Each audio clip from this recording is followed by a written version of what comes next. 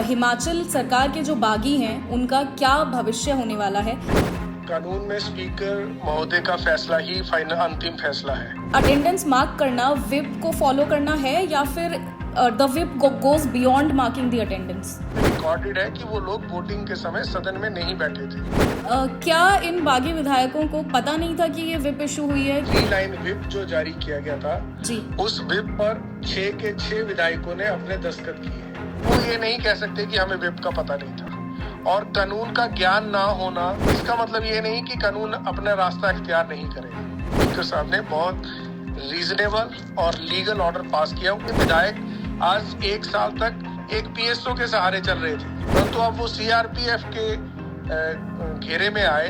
CRPF का use हो रहा, हरियाणा पुलिस एंटर कर रही है, तो वो सब प्रकार के नियमों और कानूनों का मिसयूज है। 1/3 मेजोरिटी में भी उन्होंने ब्रेक नहीं किया, 2/3 जो कि अब करना पड़ता है। तो किस माइंडसेट से उन्होंने ये किया होगा? कई बारी एक पर्टिकुलर फ्रैक्शन जो है पार्टी से ब्रेक करके एक मर्जर बना के दूसरी पार्टी से मिल जाता है। सर फिर ये स्टेप थोड़ा सा सेंस नहीं बना रहा है उनका, but may be it is not making sense to me, it must be making sense to them. Himachal के नाम को धूमिल कर रहा है, मैं ये कहूँगा। जी सर, इसमें बीजेपी के लिए बीजेपी का जो ट्रैक रिकॉर्ड रहा है, ऐसा नहीं है कि उन्होंने पहली बार ये किया है। हाँ, हिमाचल में ऐसा पहले नहीं हुआ है, लेकिन भाजपा तो ये कई स्टेट्स में कर चुकी है। नमस्कार, स्वागत है आपका समाचार फर्स्ट में। मैं हूँ जसवी चौहान। आज हम एक उस मुद्दे पर बात करेंगे जिस मुद्दे पर हर तरफ चर्चाएं हो रही हैं, नेशनल मीडिया से लेकर रीजनल मीडिया में। इस समय हिमाचल सरकार के जो बागी हैं उनका क्या भविष्य होने वाला है, क्यों भाजपा उन पे इतना पैसा खर्च कर रही है, क्यों नेशनल जो फोर्सेस हैं वो उनको सिक्योरिटी दे रही हैं, और इस तरह के तमाम सवालों पर हम एक एक्सपर्ट ओपिनियन आज लेंगे। हमने इस मुद्दे पर पहले भी कई इंटरव्यूज़ किए हैं काफ़ी सीनियर पॉलिटिशियंस के, स्टेक होल्डर्स के, लेकिन एक लीगल जो पॉइंट ऑफ व्यू है जो कि बहुत ही इम्पॉर्टेंट है इस पूरे टॉपिक पर, इस केस में, वो अभी तक किसी इंटरव्यू में हमें नहीं मिल पाया है। तो इसके लिए आज हमने एक बहुत ही स्पेशल गेस्ट को इन्वाइट किया है जो कॉल लाइन पर हमारे साथ जुड़े हुए हैं। मिस्टर अनूप रतन जी, सर स्वागत है आपका। Thank you very much. Thank you sir. So Anoop ji travel कर रहे हैं, लेकिन फिर भी वो कॉल लाइन पर हमारे साथ जुड़े हैं क्योंकि ये एक इतना इम्पॉर्टेंट टॉपिक है, तो इसे वो अपना समय दे रहे हैं। सर बिना किसी डिले के मैं आपसे पहला सवाल यही पूछना चाहूँगी, क्यों भाजपा जो है अभी तक, अब तो ऐसा लग रहा है जैसे सरकार स्टेबल हो गई है एक तरह से, कोर्ट का डिसीजन अभी आना बाकी है, लेकिन भाजपा क्यों बागियों को अभी भी हर जगह लेकर घूम रही है? पहले उनको ललित में रखा उन्होंने, चंडीगढ़ में, अभी उनको उत्तराखंड में लेके गए और ताज होटल में रखा हुआ है। तो क्या भाजपा को अभी उम्मीद है कुछ सुप्रीम कोर्ट से?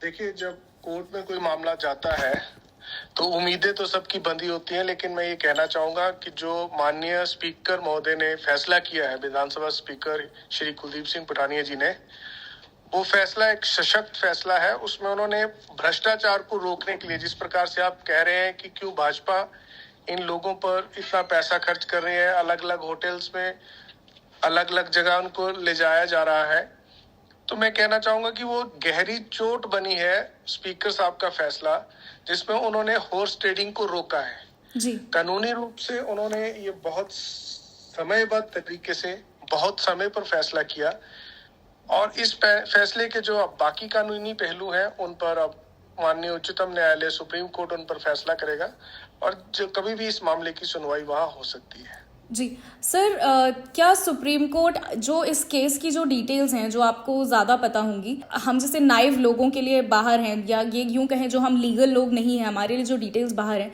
उसके बेसिस पर ये इम्पेरेटिव हो जाता है सोचना कि महाराष्ट्र में, उत्तराखंड में, या जब भी इस तरह के केसेस हुए हैं तो सुप्रीम कोर्ट ने वापस जो है डिसीजन मेकिंग पावर्स स्पीकर को ही दी हैं। तो इस केस में भी क्या ऐसा ही होने के चांसेस हैं? क्या स्पीकर की ही पावर्स जो हैं वो इतनी वाइड रहने वाली हैं कि उनका ही डिसीजन फाइनल होगा? देखिए, कानून में स्पीकर महोदय का फैसला ही फाइनल अंतिम फैसला है।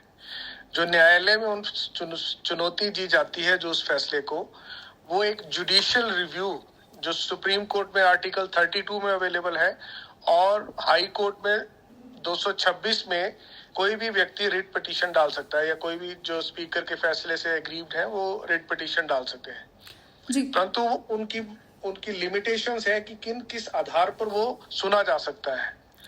उन्हें दूसरे जो भाजपा के गिरफ्त में अभी हमारे कांग्रेस के विधायक हैं, जो निलंबित विधायक हैं, डिस्क्वालिफाइड विधायक हैं, जी वो लोग अभी उच्चतम न्यायालय में गए हैं और मामला वहां लंबित हो चुका है। इस पर ये टिप्पणी करना कि क्या होगा या क्या नहीं होगा, ये माननीय न्यायालय का टिप्पणी आए उसके बाद ही करना बेहतर रहेगा।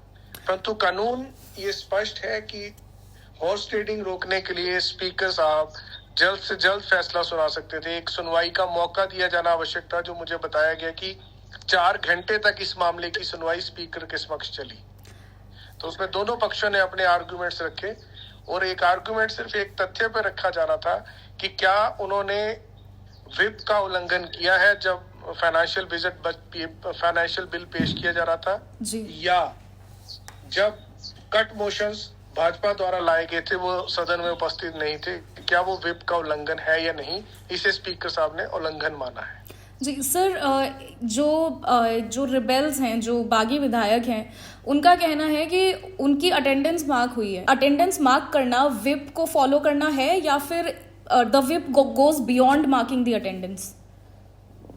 अटेंडेंस मार्क होना हाउस में वोटिंग के समय प्रेजेंट रहने से डिफरेंट बात है।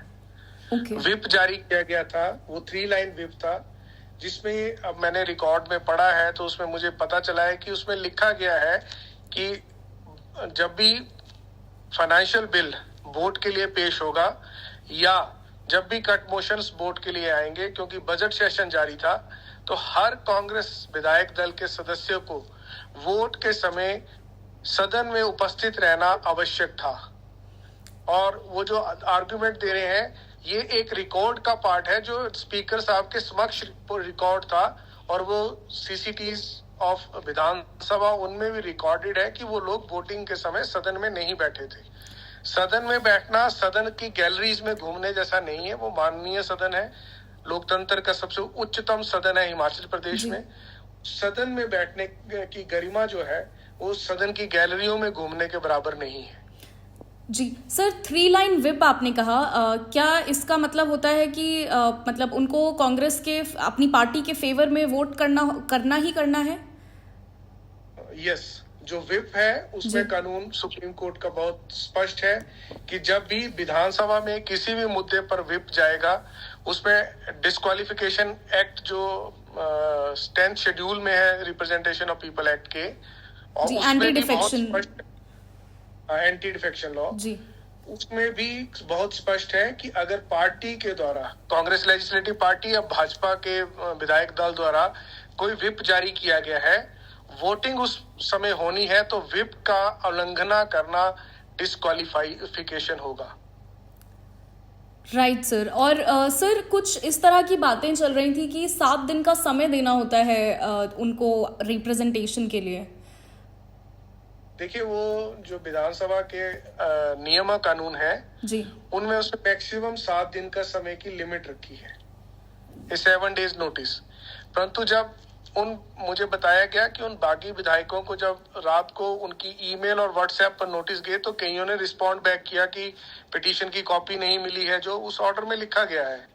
तो उस प्रकार से, और उन्होंने अपने अधिवक्ता के थ्रू अपना रिप्रेजेंटेशन वहां दी और 4 घंटे के करीब उस दोनों पक्षों की तरफ से आर्ग्यूमेंट चले, सिर्फ इस छोटी सी बात के लिए कि क्या 26 और 27 तारीख को वोटिंग के वक्त हाउस में वो लोग मौजूद थे कि नहीं थे। तो मुझे तो लगता है ये तथ्य बिल्कुल विधानसभा के रिकॉर्ड पटल पर पड़े हुए हैं, तो इसके लिए इससे ज्यादा समय देना उचित नहीं है। और वो एक मैक्सिमम समय लिमिट होती है, जब आदमी पे सर्विस हो जाती है और वो कोर्ट में आ जाता है, तो ये दलील वो नहीं ले सकते हैं कि हमें 7 दिन का नोटिस नहीं मिला। सर, इसी से जुड़ा हुआ एक और सवाल, क्या इन बागी विधायकों को पता नहीं था कि ये विप इशू हुई है? क्योंकि इस पर तो कॉन्सिक्वेंसेस होंगे, ये तो काफ़ी एक ऑब्वियस सी बात है कि अगर वो डिफाई करते हैं 3 लाइन विप को तो कॉन्सिक्वेंसेस तो होने ही थे। देखिए, मैंने जो पिटीशन पढ़ी थी जो माननीय हर्षवर्धन जी ने दायर की थी जी, की एक कॉपी मैंने, और उसके जो डॉक्यूमेंट हमने देखे हैं उनमें ये बहुत स्पष्ट है कि 3 लाइन विप जो जारी किया गया था उस विप पर 6 के 6 विधायकों ने अपने दस्तखत किए हैं। उस विप की प्रोसीडिंग उस केस के साथ लगाई गई है हर्षवर्धन जी द्वारा, जी। उस विप के बारे में सारी जो उस विप के बाद अगली कार्रवाइयां भी जो हुई वो भी लगाई गई हैं और उन कार्रवाइयों में उनके दस्तखत है, उन्होंने प्रेजेंस शो की है। तो जब उन्होंने प्रेजेंस शो की है और उस मीटिंग का वो पार्ट थे जिस मीटिंग में ये विप जारी हुआ, तो वो ये नहीं कह सकते कि हमें विप का पता नहीं था। और कानून का ज्ञान ना होना इसका मतलब ये नहीं कि कानून अपना रास्ता इख्तियार नहीं करेगा। जी। It is not said in English that if a person doesn't know the law, that is not an excuse to commit illegalities. Very well said sir. Sir तो अभी तक जो फैक्ट्स सामने हैं और जो आपने अपना ओपिनियन दिया उसके बेसिस पर अगर देखा जाए तो ये केस जो है कांग्रेस के या यूं कहें कि स्पीकर कुलदीप सिंह पठानिया के फेवर में ज़्यादा जाता हुआ दिख रहा है। क्या कहेंगे आप इस पर? क्या आपको भी ऐसा ही लगता है? मेरा मानना है एज ए एडवोकेट, जी मैं एडवोकेट जनरल की हैसियत से बात नहीं करूंगा, फिर भी एज ए एडवोकेट अगर मैं कहूं जी तो अगर इन तथ्यों को मैं देखूं तो मेरा मानना है कि स्पीकर साहब ने बहुत रीजनेबल और लीगल ऑर्डर पास किया उन सर्कमस्टांसिस में जहां एमएलएस की खरीदो फरोख्त होने के आरोप लग रहे थे, उन सर्कमस्टांसिस में जहां एमएलएस ने अपनी पार्टी को डिफाई करके राज्यसभा का वोट भाजपा के प्रतिनिधि को दिया। उस स्थिति में जब विशेष सीआरपीएफ की टुकड़ी में जकड़े हुए बंधे हुए विधायक सुरक्षा में उनकी सुरक्षा में बंधे हुए विधायक विधानसभा में आ रहे थे, जो हिमाचल प्रदेश बहुत पीसफुल है, अदरवाइज ये विधायक आज 1 साल तक एक पीएसओ के सहारे चल रहे थे। जी ये शायद कभी पीएसओ का भी प्रयोग नहीं करते थे क्योंकि हिमाचल की परिस्थितियां भिन्न हैं, परंतु अब वो सीआरपीएफ के घेरे में आए, विधानसभा में आए, विधानसभा के गलियारों में घूमे और उसके बाद उन्होंने कोई वोट नहीं किया। ये सब बातें इस ओर इंगित करती हैं कि ये फैसला उचित है। बाकी कि सुप्रीम कोर्ट में मामला है उसे प्री जज करना गलत होगा। जो फैसला सुप्रीम कोर्ट से आएगा उसके अनुसार ही आगे की कार्रवाई होगी। सर एक और सवाल आपसे रहेगा, हरियाणा पुलिस का इसमें इन्वॉल्वमेंट रहा, क्या ये सब विद इन लॉ है? क्या ये सब लीगल है ऐसा करना, या फिर इसमें एक्सप्लॉइट किया गया है पावर को और अपने मीन्स को? देखिए, मेरा ये मानना है कि अगर किसी प्रदेश की पुलिस जी दूसरे प्रदेश में दाखिल होनी है जी तो वो मिनिमम जो पंजाब पुलिस रूल्स है, जो इतने सालों से पुलिस प्रणाली चली आ रही है, वो कहती है कि जो नियरेस्ट एंटरिंग थाना है उसको इन्फॉर्मेशन होनी चाहिए, उसके एसपी को इन्फॉर्मेशन होनी चाहिए। परंतु यहाँ तो चॉपर से सुरक्षा में आ रहे हैं लोग, चॉपर की अवेलेबिलिटी कराई जा रही है, चॉपर लैंड कर रहा है उसकी परमिशन दी जा रही है। ऐसी सारी बातें जो इंगित करती है तो वो ये बिल्कुल ही स्पष्ट करती है कि लोकतंत्र की हत्या होने का प्रयास किए जाने का प्रयास है। परंतु मैं कानूनी रूप से इस बात को नहीं कह रहा हूं, मैं एक आम नागरिक की हैसियत से, हिमाचल प्रदेश के एक आम नागरिक होने की हैसियत से कह रहा हूं कि हिमाचल प्रदेश जैसा शांत प्रदेश जहां सारे लोग वीवीआईपी बिना सिक्योरिटी के घूमते हैं और अपनी पर्सनल लाइफ को एंजॉय करते हैं, और ये 6 वीवीआईपी एमएलए जो थे ये भी बिना सिक्योरिटी के घूम रहे थे, कोई रेड जेड सिक्योरिटी, कोई इवन एक पीएसओ के अलावा कोई इनको अवेलेबल नहीं था पूरे प्रदेश में घूमने के लिए। तो इस परिस्थिति में अगर सीआरपीएफ का यूज हो रहा, हरियाणा पुलिस एंटर कर रही है, तो वो सब प्रकार के नियमों और कानूनों का मिसयूज है और ये धन की ताकत के बल पर इस प्रकार से इन लोगों को पकड़ के रखा हुआ है जी और मेरा तो ये मानना है कि एक कॉन्स्पिरेसी हैच की गई, जैसे अभी नोट फॉर वोट करके जो अभी कानून सुप्रीम कोर्ट ने सेट किया है, बिल्कुल स्पष्ट किया है कि अगर वोट के लिए कोई रिश्वत लेता है जी वोट के लिए कोई अपनी पार्टी से दगाबाजी भी करता है, उसके लिए पहले से एक कानून बना हुआ है। लेकिन ये अब वोट फॉर नोट के लिए केस में बहुत स्पष्ट कर दिया है कि एमएलएज और एमपीज को किसी प्रकार की कोई इम्यूनिटी नहीं है जी, और they are liable to be prosecuted under IPC and CrPC. Right sir. Sir इसमें लीगल एंगल के साथ अगर हम थोड़ा सा एक पॉलिटिकल एंगल भी लाएं तो सर क्या रीज़न रहा होगा जो इन बागी एमएलएज ने ये स्टेप लिया? क्योंकि हर तरह देखा जाए तो ये स्टेप उनके अगेंस्ट जा रहा है। वो अगर हम उसे पॉलिटिकल एंगल से देखें तो 1/3 मेजॉरिटी में भी उन्होंने ब्रेक नहीं किया, 2/3 जो कि अब करना पड़ता है। तो किस माइंडसेट से उन्होंने ये किया होगा? देखिए, प्रश्न अगर आप किसी राजनीतिक व्यक्ति को कहें तो ठीक है, पर कानूनी पहलू में आपने बिल्कुल स्पष्ट कहा कि उन्होंने एंटी डिफेक्शन लॉ की वायलेशन की है। जी हो सकता था, उनको उम्मीद थी कि कुछ और मिलता, परंतु वो वहां तक पहुंच नहीं पाए। और जी एक आम हिमाचली होने की हैसियत से मैं कहूंगा कि हिमाचल की अस्मिता के साथ खिलवाड़ हुआ है। जी सर। सर थोड़ा सा ना लोगों को एक और कंफ्यूजन है कि एंटी डिफेक्शन लॉ जो है वो 2/3 और 1/3 वाला, जैसे मैंने अभी भी मेंशन किया था कि महाराष्ट्र में जो केस हुआ उसमें कुछ अलग हुआ और कई बारी एक पर्टिकुलर फ्रैक्शन जो है पार्टी से ब्रेक करके एक मर्जर बना के दूसरी पार्टी से मिल जाता है। सर इस पे आप हमें थोड़ा सा क्लैरिटी अगर दे सकें तो it would be really helpful. देखिए, जब एंटी डिफेक्शन लॉ 1985 में पहले बना, फिर उसमें कुछ खामियां रही, 2003 में फिर उसे अमेंड किया गया जी और उस अमेंडमेंट के तहत अब अगर आपने कोई ब्रेकअप ग्रुप बनाना है तो आपको 2/3 मेजोरिटी से ब्रेक करना है और Okay. अगर किसी पार्टी का मर्जर होना है तो वो भी उसी मेजोरिटी से मर्जर होना है, नहीं तो वो एंटी डिफेक्शन लॉ की परिधि में आ जाएंगे। जी, तो 1/3 का कुछ अब नहीं है, अगर 1/3 एमएलए नहीं, ब्रेक 1/3 का कुछ नहीं है। 1/3 कोई एमएलए अपन, ये अलग बात है कि अगर कोई पार्टी किसी को निकाल देती है जी तो उस स्थिति में वो एमएलए अलग से ग्रुप बना के बैठ सकते हैं। तो जी आप कॉन्स्टिट्यूशन के जो 10th शेड्यूल है जी उसको अगर आप लोग पढ़ेंगे, उसमें जो क्लॉज 4 है disqualification on the ground of defection and disqualification clause 3 है, वो सारे इस मामले को डील करते हैं। क्लॉज 2 जी सर, फिर ये स्टेप थोड़ा सा सेंस नहीं बना रहा है उनका, but may be it is not making sense to me, it must be making sense to them. that is their own way of thinking. Right sir, right. Alright sir, But my we want the questions. जी early end of this all drama which is going on in Himachal Pradesh, ये हिमाचल के नाम को धूमिल कर रहा है, मैं ये कहूँगा। जी सर, इसमें बीजेपी के लिए बीजेपी का जो ट्रैक रिकॉर्ड रहा है, ऐसा नहीं है कि उन्होंने पहली बार ये किया है। हाँ, हिमाचल में ऐसा पहले नहीं हुआ है, लेकिन भाजपा तो ये कई स्टेट्स में कर चुकी है, तो ये लीगल भी नहीं है, कॉन्स्टिट्यूशन के साथ भी नहीं जाता है। कैसे फिर भाजपा इसको एक्सरसाइज कर पा रही है बार बार? देखिए, जो मध्य प्रदेश में उन्होंने एक्सरसाइज की थी उसमें 22 एमएलए का रिजाइन दिलवाया गया था। जी तो जब वो एमएलए रिजाइन दे सकते हैं तो फिर उसके बाद वो किसी भी पॉलिटिकल पार्टी का हिस्सा बन सकते हैं। महाराष्ट्र में शिवसेना का उन्होंने जो कानूनी स्पीकर का आदेश था उनका सबका एक मजाक उड़ाया गया, वो सुप्रीम कोर्ट ने सब सेटिसाइड किया और दोबारा सुनने को कहा। अब वो मामला दोबारा फिर से सुप्रीम कोर्ट में सुनवाई के लिए लंबित है, कहीं अप्रैल माह में, तो वहां भी वो सारा गैर कानूनी पाया गया। इसी प्रकार कर्नाटका में भी, गोवा में भी, असम, अरुणाचल प्रदेश, देश के हर हिस्से में जहां विपक्ष की सरकारें थी वहां उन्होंने अपने एक मॉडस ऑपरेंडी अपना रखा है कि उनको किसी तरह से गिराना है, जो जनमत है उसके खिलाफ जाकर।